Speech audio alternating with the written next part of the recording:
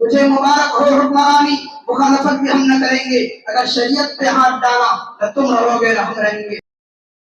آزادی کے بعد سے جاری ہے، جن مسلمانوں نے تحریک آزادی میں اپنے لہو سے مادر وطن کی پیاس بجھائی اور جیل کی کوٹریوں میں، پھانسی کی تختوں میں آزادی کا نعرہ بلند کیا، جن مسلمانوں نے اپنی 700 سالہ تاریخ میں ہندوستان کو دولت و ثروت سے مارا مار کر دیا تھا اور اس کو سونے کی چڑیا بنا دیا تھا، انہیں کو آج غدار وطن کہا جاتا ہے، ان کو فسادات کی آگ میں جھونک دیا جاتا ہے اور بے گناہ مسلمانوں کو سلاخوں کے پیچھے ڈال دیا جاتا ہے۔ میں کہتا ہوں دہشت گرد وہ ہے جس نے مسلمانوں کا قتل عام کیا، دہشت گرد وہ ہے جو مسلمانوں کے حقوق کو پامال کرتا ہے، دہشت گرد تو وہ ہے جو ملک کے آئین کو توڑ کر، قانون کو توڑ کر فتنہ و فساد کا طوفان کھڑا کیا۔ کیا ملا ہمیں آزادی کے بعد؟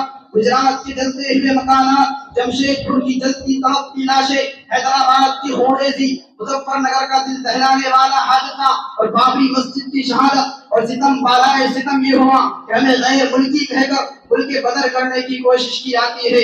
ارے یاد کرو اس وقت کو جب تم انگریز کی جوتیاں صاف کر رہے تھے، غلامی کا طوق تمہاری گردن میں پڑا ہوا تھا اور یہ ملک ہندوستان آزادی کے لیے ترس رہا تھا۔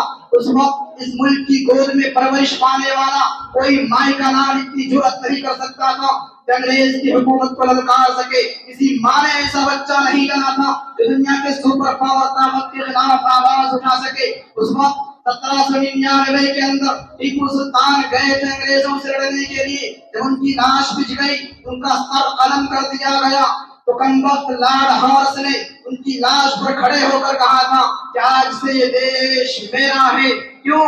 ہم نے ایک شہر ہندوستان کو شہید کر دیا ہے، اب ہمیں کسی کا ڈر اور خوف نہیں۔ جب ٹیپو سلطان شہید ہو گئے، تحریک تھوڑی سی مدھم پڑ گئی تو 1804 کے اندر حضرت شاہ عبدالعزیز محدث دہلوی نے جہاد کا اعلان کیا کہ انگریز کے خلاف جہاد کیا جائے۔ اسی آواز کے سہارے علماء ہند اور خاص طور سے علماء دیوبند اپنے سروں پر کفن باندھ کر میدان میں نکل پڑے۔ پھر تاریخ نے دیکھا کہ علماء کرام کو توپ کے منہ میں باندھ کر گونا داغ دیا گیا۔ رب کی قسم علماء کرام کے گوشت کے لوتھڑے اڑ گئے اور فضائے آسمانی خون سے رنگین ہو گئی۔ یہ بھی ہوا کہ علماء کرام کے جسموں کو سوروں کے کھالوں میں بند کر کے جلتے ہوئے تنور میں ڈال دیا گیا۔ لمحات تاریخ نے یہ بھی دیکھا کہ علماء کرام کو ہاتھیوں پر کھڑا کر کے درختوں سے باندھ کر نیچے سے ہاتھیوں کو چلا دیا گیا۔ لاہور کی شاہی مسجد کے صحن میں انگریز نے پھانسی کا پھندا بنا دیا تھا اور ایک دن میں 80 علماء کرام کو پھانسی دی جاتی تھی، مگر کسی عالم نے، کسی اسکالر نے نہ تو انگریز کے سامنے گردن جھکائی اور نہ ہی انگریز سے سمجھوتا کیا۔ لیکن آج ہماری تاریخ مٹانے کی کوشش کی جاتی ہے، تحریک آزادی سے ہمارا نام نکالا جا رہا ہے اور ستم بالائے ستم یہ ہوا کہ ہم سے یہ سوال کیا جا رہا ہے کہ تم نے ہندوستان کو کیا دیا۔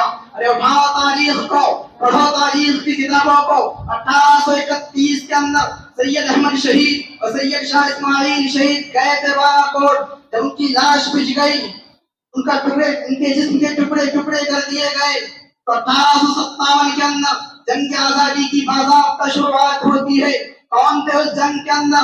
مولانا قاسم، مولانا رشید احمد گنگوہی، مولانا جعفر خان عیسوی، حاجی امداد اللہ مہاجر مکی، حافظ ضامن شہید رحمۃ اللہ علیہ اور دیگر بڑے بڑے علماء کرام شامل تھے۔